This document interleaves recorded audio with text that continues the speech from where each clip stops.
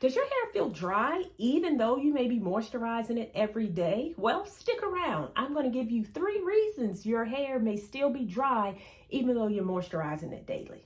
Hey guys, Karen with Curl House. I'm a licensed cosmetologist, a certified trichologist, and the owner of the fabulous Curl House Collection product line. And today we are going to be talking about moisture and your dry hair. So someone put a comment on one of my videos and she said, Karen, water just makes my hair dry. And I'm thinking, is that true? Do you think water can actually make your hair dry? Well, first of all, water is the only thing that can actually keep your hair hydrated and moisturized.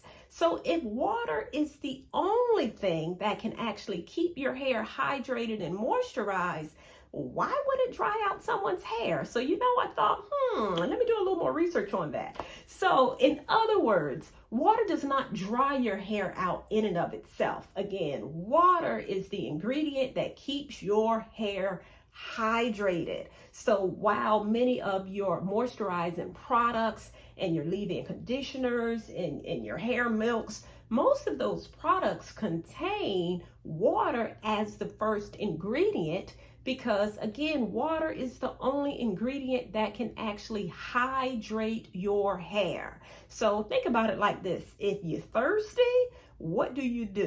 You drink water. So, well, you should drink water. You might pick up a soda, but generally speaking, if you're thirsty, you're going to drink water. If your hair is thirsty, what should it drink? Water or water-based products. But some people experience just dryness after using water-based products. So I did a little research and I'm going to explain to you the hair mistakes that you may be making that's causing this water or water-based product to actually dry your hair out. And I promise you, it's probably not the water in and of itself. Water mistake number 1 is the type of water. So in this case, it is the water. If you are someone who lives in an area where there is hard water, then that may be the culprit. Or even if you're not in an area where the water is hard, but you're noticing in your shower that you may see orange stains in the shower, or if you look in the toilet, you might see orange stains. That's an indication that it's hard water. And what happens, hard water has excessive calcium and magnesium in it, and it will build up on your hair and compromise the health of your hair, making it dry, making it brittle, and making it break off. And it can affect your skin as well. It can affect your scalp, that hard water. So if you're washing your hair and you're noticing that regardless of what type of shampoo you use or what type of deep conditioner you use, that the hair feels dry after shampoo day, then that's an indication you may be dealing with hard water. I have certainly experienced it myself. I experienced it a few years ago where I could not figure out why my hair seemed so dry and brittle, regardless of what I did. Now, I am the hair guru, and it took me a few weeks to figure out what was going on. And then a light bulb went off. It's the water in my shower. My water had changed over the years because I just started to see like a lot of orange stains in the shower.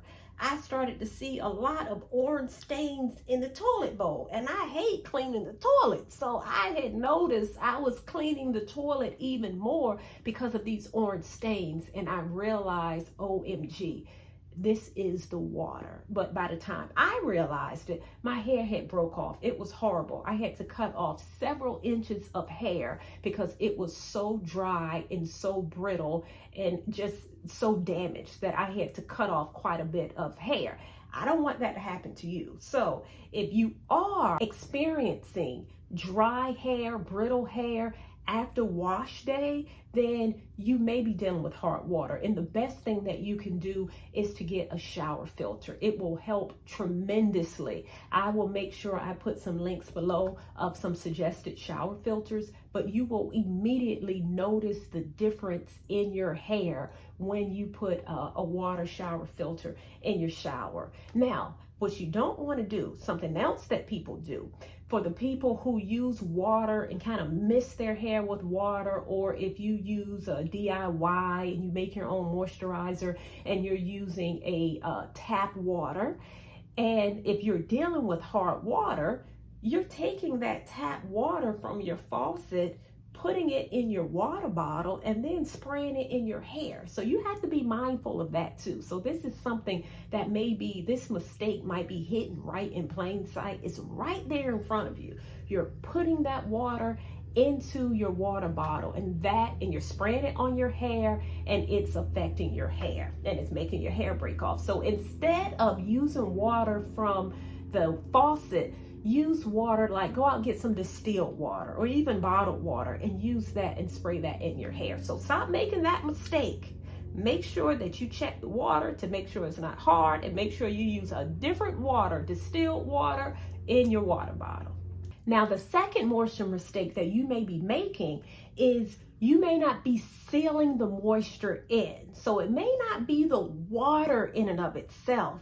It may be the fact that you're not locking it in, particularly if you have high porosity hair. High porosity hair, like me, my hair is high porosity, our cuticle layer is open. So when we wet our hair gets wet very quickly, but that water or moisture escapes just as quickly. So if you are not sealing in or locking in that moisture, that evaporated water will make your hair feel dry. So it may not be the water in and of itself. It may be the fact that you're not locking it in.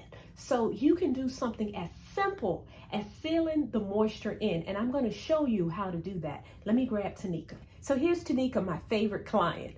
I'm going to show you how easy it is to keep your hair moisturized longer so that that water that you're using doesn't escape. After your hair is wet, take your leave-in conditioner, spray it in your hair, smooth it in, and then after you put your leave-in conditioner, which is moisturizing, again, moisturizing meaning water is the first ingredient, take your leave-in conditioner or your moisturizing spray, put it in your hair.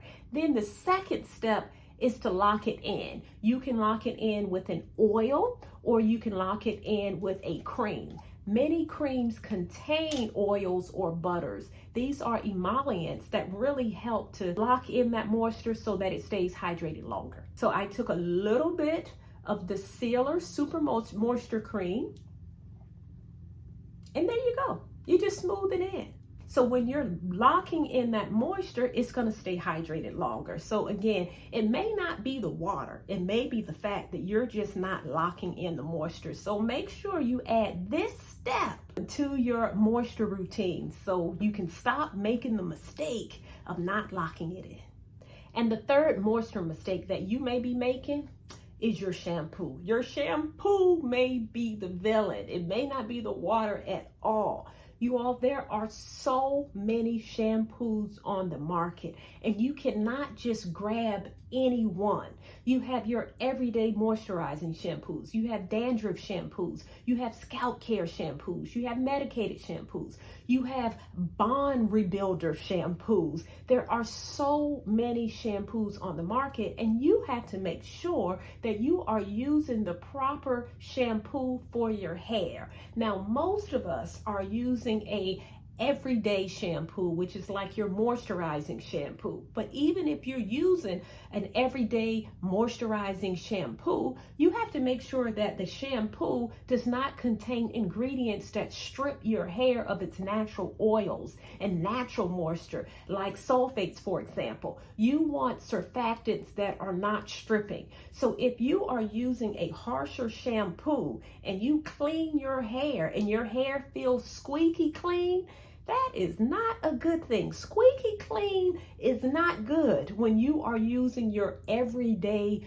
moisturizing shampoo. And that could be the reason after you wash your hair, you think the water is making your hair dry, but no, it's the type of shampoo that you use that has stripped your hair of its natural moisture. So you want to invest in the shampoo that is pH balanced. So when I say pH balance, the shampoo that has a pH around 5. You don't want a shampoo that has a higher pH because that is going to make your hair very dry. And then you don't want a shampoo that's too low either because that is going to compromise the health of your hair. So a pH balanced shampoo that gently clarifies your hair and scalp is what you need to maintain the moisture levels in your hair. And since I'm talking about shampoo, I may as well go ahead and throw in conditioner too. After you shampoo your hair, do not skip the conditioner. If you skip the conditioner and just grab your leave-in conditioner, that is not enough to keep your hair moisturized properly. A rinse-out conditioner was designed to close that cuticle and fill in the moisture from the shampoo process. So don't skip the conditioner. Conditioner also helps to soften your hair, helps to step up the moisturization of your hair. So please, by all means, do not skip the conditioner. Do not skip the conditioner. Make sure that you condition your hair after shampooing it. Okay, guys, I just wanted to pop in here and to give you these 3 tips on mistakes that you may be making with moisturizing your hair that's affecting the health of your hair.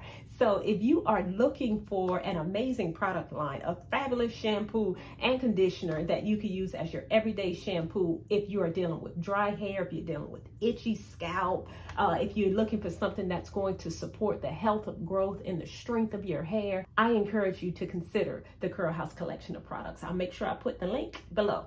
Okay, guys, if you like this video, give me a thumbs up, like the channel so that you do not miss a video in the future. And until we talk again, stay fabulous.